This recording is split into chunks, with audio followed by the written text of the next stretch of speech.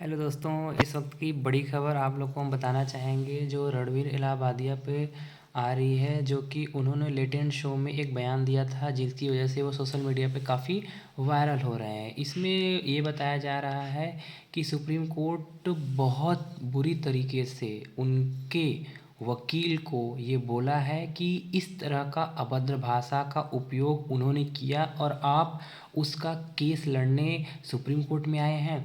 तो उनके वकील ने ये जवाब दिया कि मैं उस तरह के भाषा का निंदा करता हूँ, लेकिन क्या यह कोई क्राइम है?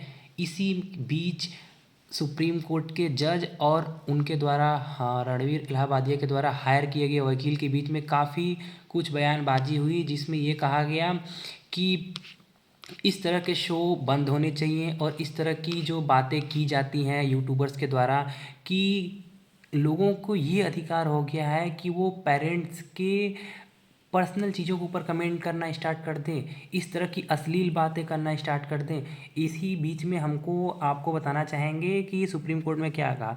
सुप्रीम कोर्ट ने रणवीर इलाहाबादिया द्वारा की अश्लील भाषा को लेकर सवाल करते हुए कहा कि समाज के मूल्य हैं। सुप्रीम कोर्ट ने कहा कि उनके दिमाग में कुछ गंदगी है जो उन्होंने एक शो में उगली है।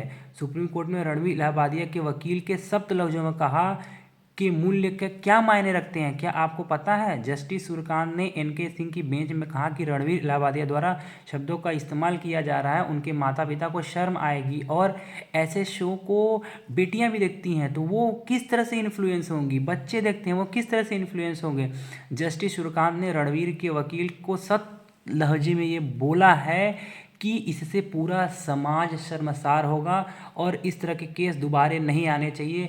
और इस पे उनके वकील द्वारा ये बोला गया कि डिफरेंट स्टेट में बहुत सारे एफआईआर दर्ज किए गए हैं। इसके जवाब में जज ने बोला कि नहीं, केवल 2 एफआईआर दर्ज किए गए हैं और जो एफआईआर दर्ज किए गए वो डिफरेंट मामले में दर्ज किए गए हैं।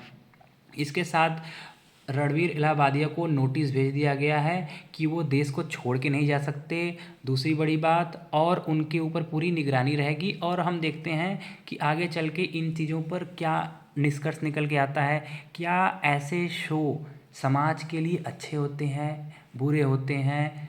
आप कमेंट में ज़रूर बताइए। मेरी नज़र में ऐसे शो समाज को एक बुरे डायरेक्शन में लेके जाते हैं। ख़ास करके आने वाली जनरेशन इन सब चीज़ों से बहुत ज़्यादा इफ़ेक्ट होती है। क्यों?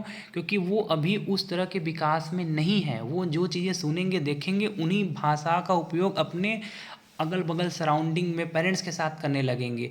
तो सोचिए, इस तरह के शो करने वाले लोग, इस तरह के कैरेक्टर दिखाने वाले लोगों के ऊपर किस तरह का एक्शन होना चाहिए।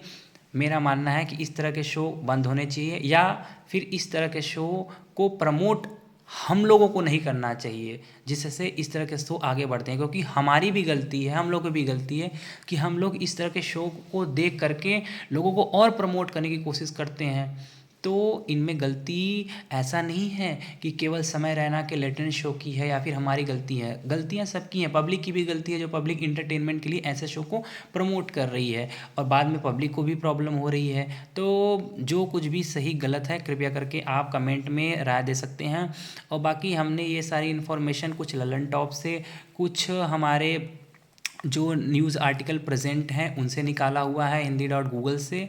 और ऐसे ही चीज़ों से जुड़े रहने के लिए, इन्फॉर्मेशन के लिए हमारे चैनल को सब्सक्राइब करिए और लेटेस्ट इन्फॉर्मेशन और सही इन्फॉर्मेशन जो वायरल हो रही हैं वो यहाँ पर आपको बताई जाएंगी। ऐसा नहीं है कि हम आपको किसी भी तरह का रॉन्ग इन्फॉर्मेशन प्रोवाइड करेंगे, हम आपको एक सही डायरेक्शन प्रोवाइड करेंगे। आप इन सारी चीज़ों के लिए हमारे चैनल को फॉलो कर सकते हैं। Thank you so much.